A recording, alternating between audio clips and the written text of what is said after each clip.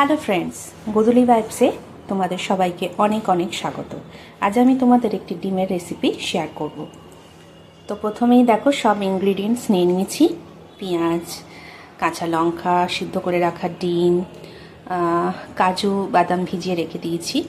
তো চলো দেখা যাক। প্রথমেই কড়াইতে সাদা তেল গরম করে তাতে কুচনো পেঁয়াজ দিয়ে দিলাম। পেঁয়াজটা বেরেস্তার মতো করে ভাজতে হবে।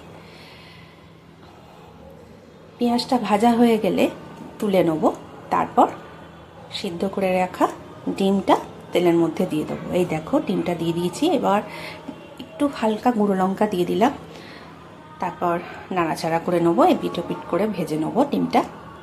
খুব কড়া ভাজবো না, হালকা করেই ভাজবো। এদিকে দেখো বেরেস্তা আমার একদম রেডি। আর ডিমটাও ভাজা হয়ে গেছে ভালো করে। তো কড়াইতে অল্প পরিমাণে তেল আছে, তার সাথে আমি একটু ঘি অ্যাড করলাম। এবার তেলটা গরম হয়ে যাবার পর গোটা গরম মশলা ফোড়নে দেবো, যেমন দারচিনি, লবঙ্গ, ছোটো এলাচ আর তেজপাতা এক এক করে দিয়ে দেবো। ছোটো এলাচগুলো আমি ভেঙে দিচ্ছি যাতে একটা ভালো সেন্ট আসে। এবার আমি আদা রসুনের পেস্ট দেবো। তার আগে বেরেস্তা করে রাখা যে পেঁয়াজগুলো, তার থেকে অল্প একটু পেঁয়াজ তেলের মধ্যে দিয়ে দেবো। এই দেখো তেলটা ভালো করে ভেজে নিয়েছি।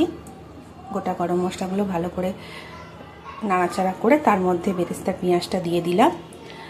আর পেঁয়াজটা দেওয়ার পর একটু আদা রসুনের পেস্ট, ধনে গুঁড়ো, জিরে গুঁড়ো, কাশ্মীরি রেড চিলি পাউডার, নুন পরিমাণ মতো সব কিছু দিয়ে মশলাটা কষে নেবো।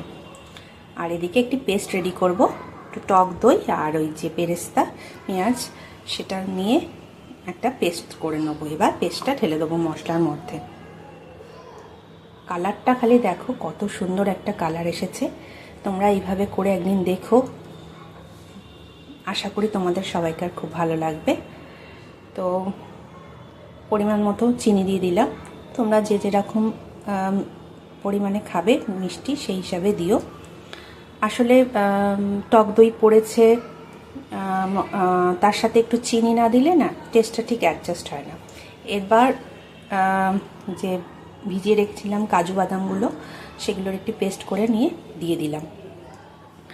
কাজু বাদামের পেস্ট দেওয়ার পর একটু জল দিয়ে ভালো করে ফুটিয়ে নিয়েছিলাম। তারপর সিদ্ধ করে রাখা ডিম, ভেজে রাখা ডিমটা দিয়ে দিলাম। আর একটু চেরা কাঁচা লঙ্কা দিয়ে দিলাম। এবার অল্প একটু নাড়াচাড়া করে নেবো। ব্যাস, আমার ডিমের কোরমা একদম রেডি। তোমার যদি রেসিপিটা ভালো লেগে থাকে তো অবশ্যই লাইক, কমেন্ট, শেয়ার এবং অবশ্যই আমার চ্যানেলটিকে একটু সাবস্ক্রাইব করে দিয়ে আমার পাশে থেকো। তো আমার ডিমের কোরমা একদম রেডি। শেষে নামানোর আগে একটু ঘি আর গরম মশলা দিয়ে নাড়িয়ে ছাড়িয়ে নামিয়ে নেব। তো আমার ভিডিওটা কেমন লাগলো অতি অবশ্যই তোমরা জানিও। এই দেখো আমার ডিমের কোরমা একদম রেডি। এটা তুমি ফ্রাইড রাইস বা পোলাও বা রুটি পরোটার সাথেও খেতে পারো। এই দেখো একদম ফাইনাল লুক। আজকের ভিডিওটা এখানেই রাখি। টাটা। সবাই ভালো থেকো, সুস্থ থেকো। টাটা।